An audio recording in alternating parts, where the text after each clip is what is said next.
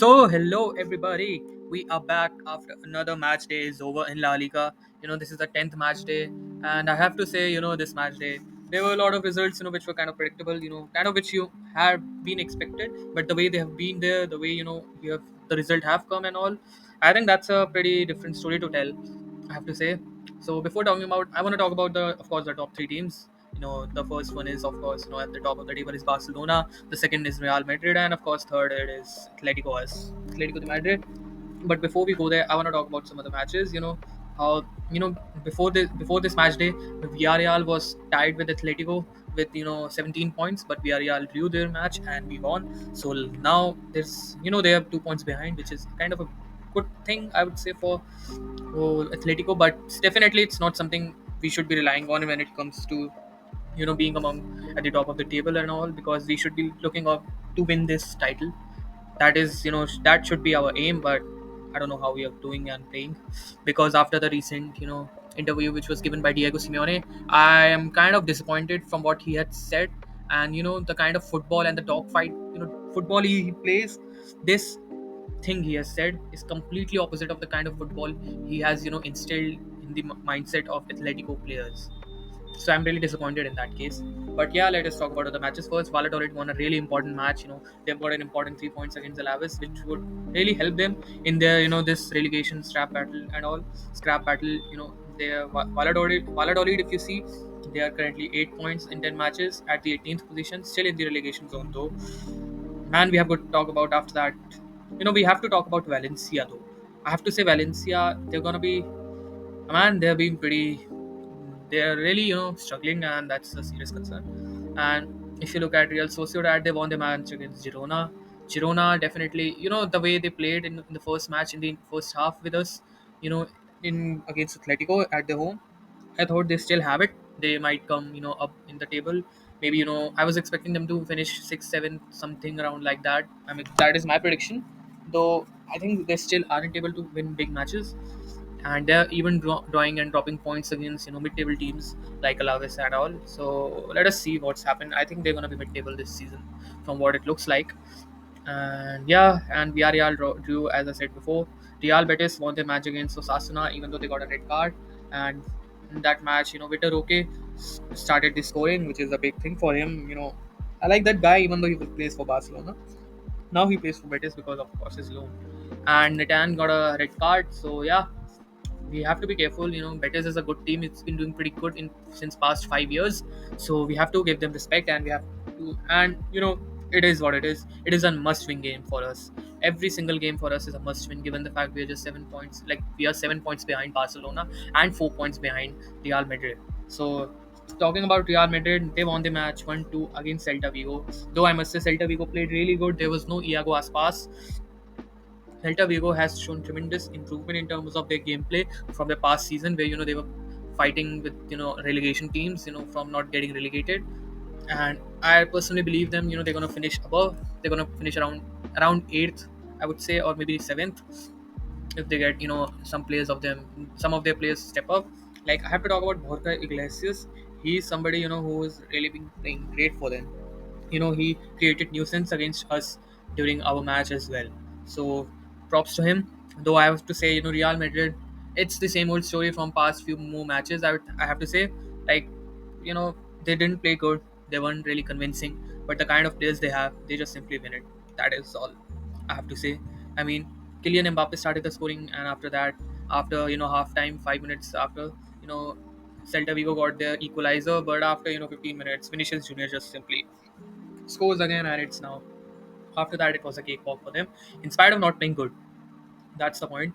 And I have to say, man, Real Madrid, the way they're still able to grind out these results in spite of not being convincing enough, it's still a really big, what I can say is that, a concern, a really big warning for us, given the fact that the moment, the way it happens with almost every single season with Real, is that their team peak out later. They show their team peak out later in the season. Like, whenever there's Champions League knockout stages matches and all. So the moment they'll start clicking, it's gonna be havoc. It's gonna be, like, it's gonna be hell for us and other teams as well. So yeah, that is all I have to say. And next we're gonna talk about Barcelona. Man, what can we say? Man, what can we say about Barcelona? Man, they aren't stopping at all.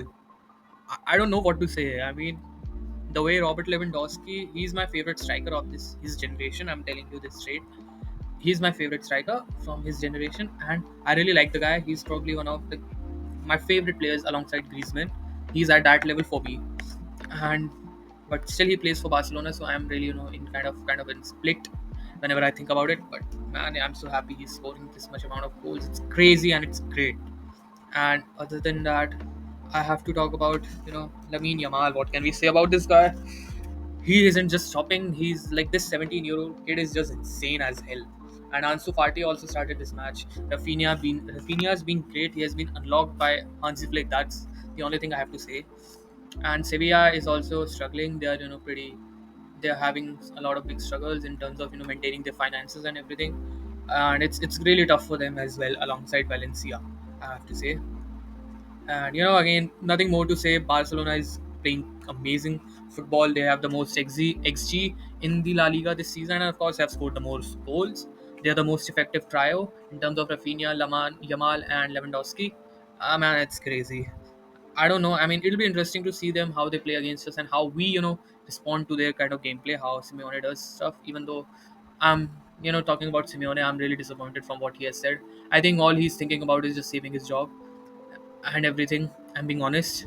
The kind of struggle we are having and the kind of game we played in our previous season, in spite of Morata and even Memphis, some extent and one or two more players. In spite of not scoring at important matches, let's say that Dortmund match in the quarterfinals, previous season, Simeone was able to go through was because of our strikers, because of that thing. Like it was because Griezmann came back to his old self, the kind he used to play in his first stint with us. Morata had like he was in his form of his life in his first in the first half of the season.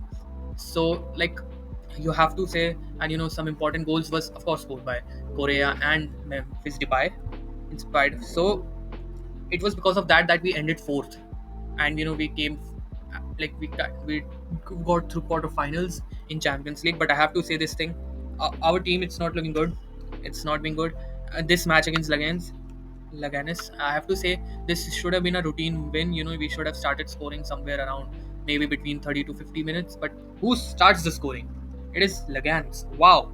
I mean, after they scored in the 34th minute, and for the next 35 minutes, we couldn't score a goal. I was kind of convinced we're gonna lose this match. This was stressful for me. I have to say, if we would have lost this match, Simeone should have been sacked at that moment. I don't know. It is his contract and everything, which is just he had to be. He definitely we have to pay him a huge compensation if we sack him. And of course, man, why not? Because he's the one who has put up as the third biggest club in La Liga in the recent history. Like he's our hero. But but from the past three seasons, like including this, I mean, there's been a lot of places, where I just simply have to say Simeone is not just the same Simeone he was during the 2010s. That's a sad part to say. And I have to say this thing that, I mean, before let us talk about the first, let us take out the positives. Sorloth, man, finally he scored two goals. I was really happy for him. There is an improvement in his form, in his the game he plays. I'm being saying this thing, him being a striker, we still are expecting a lot from him. Like not every striker is a Luis Suarez. Okay, I have to say this thing. And Sorloth, he's trying to add more dimensions to his game, given the fact and it is because he's taking responsibility in on himself as a player. Given the fact that he plays for Norway, where they also have another big striker in the name of Haaland. So he's acting as a just so that to complement Haaland in that team, he's adding more dimensions, he's adding more gameplay, link up play, and everything to his games. And it is visible that he's doing the same with Atletico as well. He's doing his best. Every other there's been videos of him trying to improve his finishing and all. You can see that. So that is what I have faith in Sorloth, in spite of scoring just one goal in the first nine matches, and now he has three goals, which is I'm really glad of. The kind of assist he has given and everything. I have faith. I know, like in previous season, he peaked later, so I am hoping the same happen here, and I'm kind of convinced that it will happen because I have faith in him.